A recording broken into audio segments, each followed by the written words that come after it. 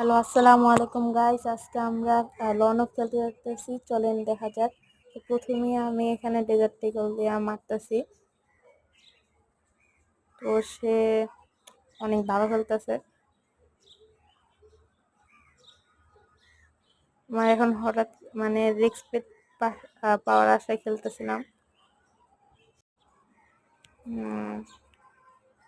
তো পরে হয়তো তার নেট চলে গেছে।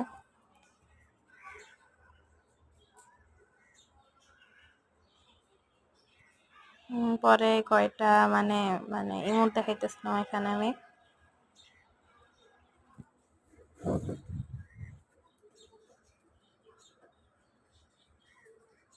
পরে মারতেছি, পরে কোনো রেসপন্স দিতেছিল না।